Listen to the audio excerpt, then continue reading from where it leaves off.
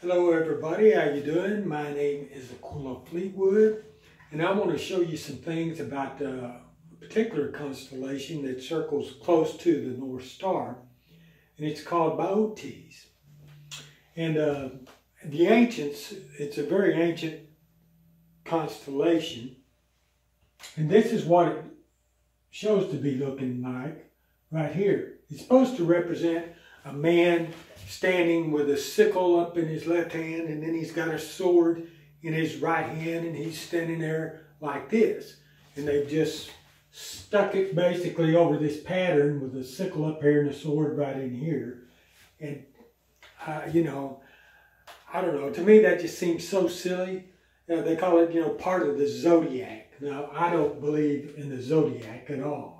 I don't believe in what they're saying. I think there may be indeed some primitive truths to the original meaning of what's around that North Star, and this one is certainly one of them. It's just not drawn correctly by man, and it has nothing to do with some guy standing holding a sickle and then a spear. It has nothing to do with it. What I do believe is it's the letter Resh, Paleo-Hebrew. Genesis 11:1 says the Bible says that the earth was of one language. Well, I believe that the original language was Paleo-Hebrew, because the modern is not pictographic in nature whatsoever. You might be able to see a little bit of some of the pictures, but the ancient was. There were 22 consonants and 5 vowel sounds, just like we have in English. So this particular one right here is the letter Resh. Resh means the head of a man. And it means the highest man who is a master, rabbi, or teacher. Well, if you're a Christian like I am, that makes you think of Christ. And not too far from this, this is drawn as it should be. This is a corrupted version, the way man drew it. I believe this is the way God meant it. You go to these stars here, and you can see these stars. You can see them at night. I've seen them. They're fairly faint, but I'm from West Texas, out there west of Odessa, and it is a dark skies country. I'm from Kermit, Texas, about 45 miles west of Odessa.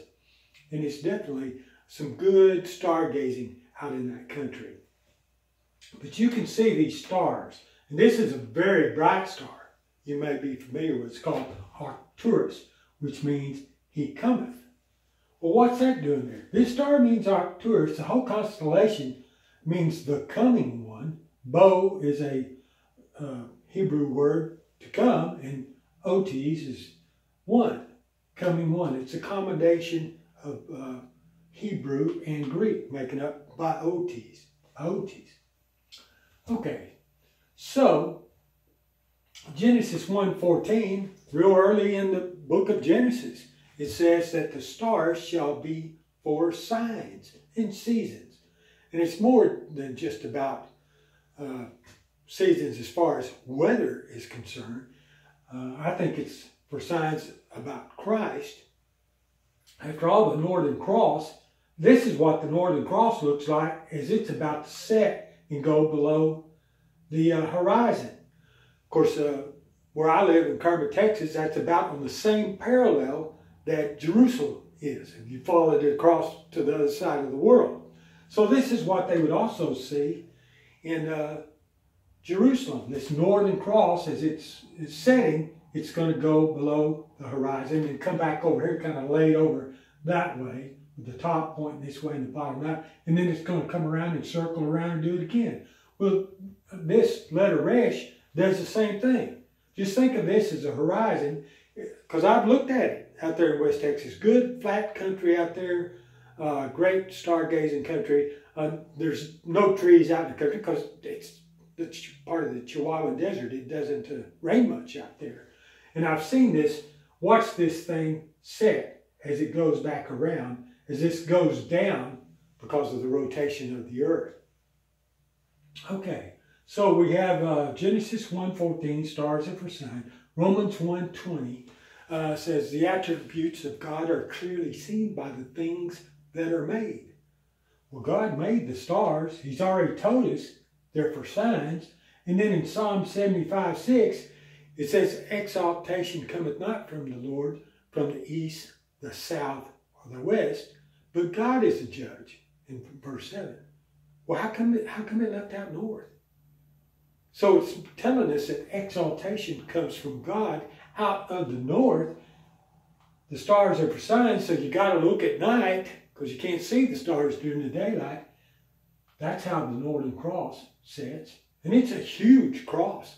It's in the Great Summer Triangle.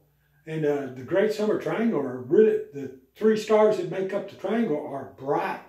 And this cross, I don't know if you've ever looked at it or not, it's beautiful. And it is huge. It's no little small thing. I have it in color. If you want to Google the Northern Cross by Aquilla Fleetwood YouTube, you can actually see a color photo that I have of that particular cross. And it's got red splattered all over it. And it's kind of has a shadowy looking figure of a man on it too. So, you decide. It's not photoshopped. I talked to the guy that made it. And it wasn't photoshopped. He had a very sophisticated camera to take the picture. But anyway, let's see. So Daniel 12:3 talks about righteousness of the stars forever. Not saying that the stars are going to be forever, but righteousness as of the stars, righteousness forever. Okay. And then Psalms 96:13, of course, talks about the coming one, which ties into here. So this is the letter R. Our letter R came from the letter Resh, the head of a man, Paleo-Hebrew, and you can see how it works. Paleo-Hebrew, then the Greek came after that, then the Latin, then the English. And many of our English letters, well, our letter T, where'd that come from? If I print out Christ and print it out, I can accentuate that cross, and Christ is hung on the last letter in his name, Christ. Where'd that come from? Well, it all originated out of the Paleo-Hebrew. Revelation 13:8 says it was determined that Christ would be crucified from the foundation of the world. Didn't mean he was crucified back then. He was crucified in due season when God had planned it. And of course, Daniel chapter 9 goes into that. But I don't want to get an argument started over that, because the Jews really get mad. But remember, keep in mind this. Exaltation comes around from God out of the north, and the stars are for signs, and they're clearly seen. Well, where I lived, it's a dark skies area. There's not much between Odessa, Texas, and El Paso. It's pretty well barren. Wonderful country to go stargazing in. If you're ever out that way, go out to Guadalupe Peak, about 100 miles west of Kermit. All the stargazing is great out there. You have a great day. I hope y'all like this. Shalom.